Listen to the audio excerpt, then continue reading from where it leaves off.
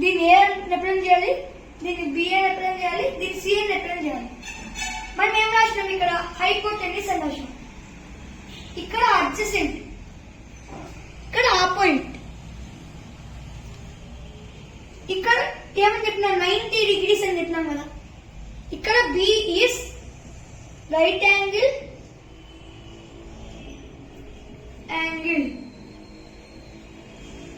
ఇక్కడ సి దగ్గర మనం థీటా రాసుకోవాలి, ఎందుకంటే మనం సైన్ థీటాస్ కనుక్కోవాలి కాబట్టి.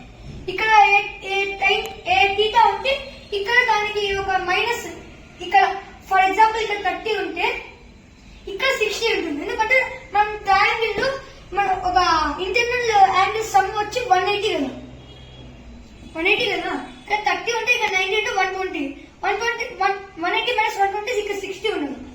సో మనం థీటా ఫస్ట్ మనం అనుకున్నాం థీటా. సో ముందు ఫస్ట్ సైన్ థీటా చెప్తున్నాం, ఇప్పుడు కొసెకండ్ థీటా గురించి తెలుసుకుందాం. కొసెకండ్ థీటా అంటే ఏమీ లేదు, సైన్ 1/sin థీటా అని కొసెకండ్ థీటా అంటాం. మనం సైన్ థీటా ఏమని చెప్పినాం, దీన్ని డివైడ్ చేస్తే సైన్ థీటా అని చెప్పినాం.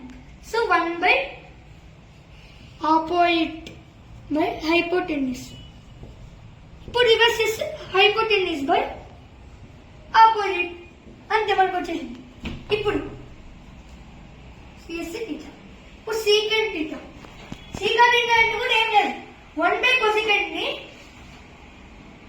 1/cos థీటా ని మనం సీకెంట్ థీటా అంటాం. ఇప్పుడు cos థీటా ఏం చెప్పినాం, అడ్జసెంట్. మళ్ళీ కింద డినామినేటర్ ఏముంది, హైపోటెన్యూస్. అంతే, ఏం లేదు, అడ్జసెంట్ బై హైపోటెన్యూస్. చూడు మనకి ఎంత సింపుల్ గా వస్తుంది, హైపోటెన్యూస్ బై అడ్జసెంట్. ఇప్పుడు మనం tan థీటా గురించి మనం నెక్స్ట్ తెలుసుకుందాం. ఇప్పుడు cot theta.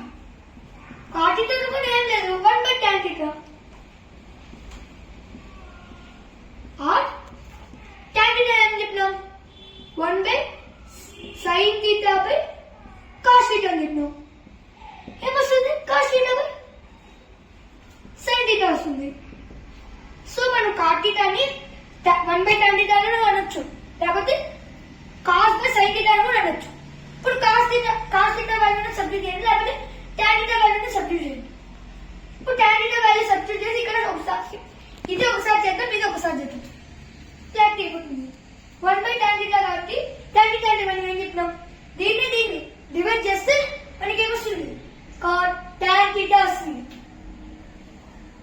So opposite by adjacent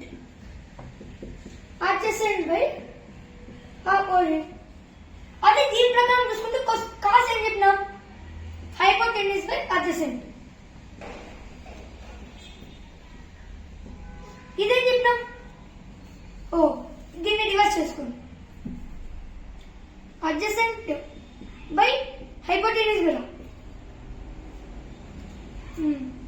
sine theta ఏం చెప్పినా గుర్తు తెచ్చుకోండి, ఆపోజిట్ బై h/p.